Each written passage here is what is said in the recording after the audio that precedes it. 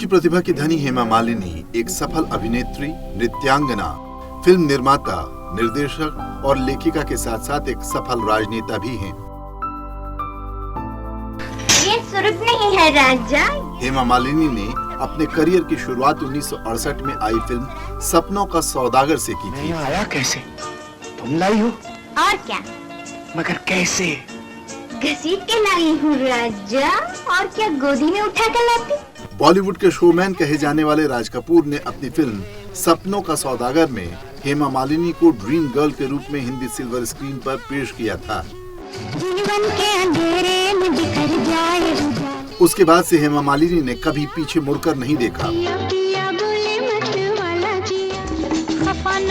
हेमा मालिनी ने जॉनी मेरा नाम, सीता और गीता, तुझे घर ले जाने आए बेटी। मुझे क्या अपने बाप का माल समझ गया? किसी शायर की गजल, ड्रीम गर्ल, शोले, भागवत, क्रांति, अंधा कानून, नसीब और बागबान जैसी फिल्मों में शानदार एक्टिंग से अपनी एक खास पहचान बनाई।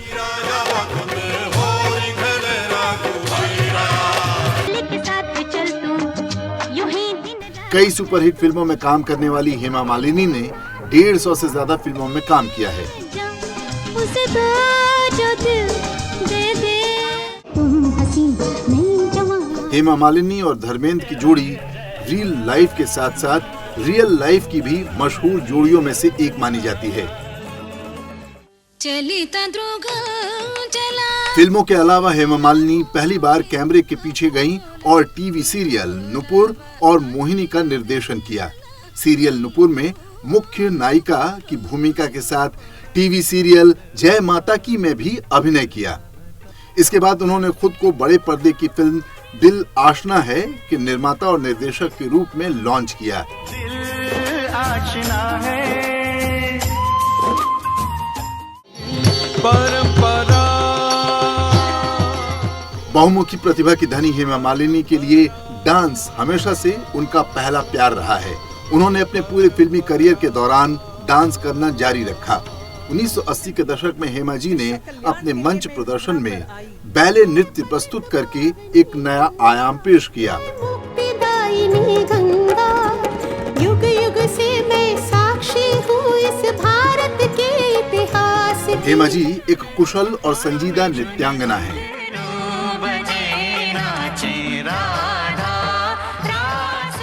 जो कभी मीरा तो कभी दुर्गा, कभी महालक्ष्मी तो कभी सावित्री, कभी राधा तो कभी रास बिहारी, तो कभी महिषासुर मर्दन के भाव और दृश्यों से कला के सुंदर स्वरूप को मंच पर साकार करती हैं।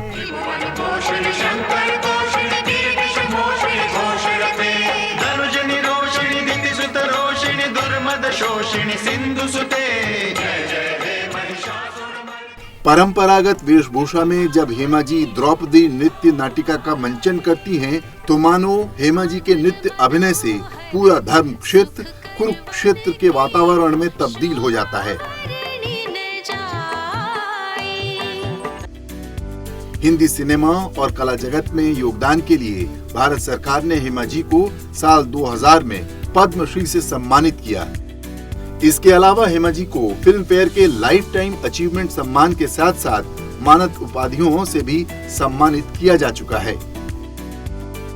उन्होंने मुंबई में NFDC की अध्यक्षता की और विभिन्न भारतीय फिल्मों को विदेशों में महोत्सवों में ले गईं।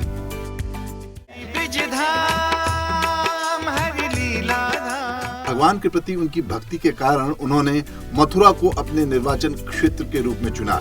साल 2014 के लोकसभा चुनाव में हेमा मालिनी ने बड़े अंतर से जीत दर्ज कर संसद में प्रवेश किया।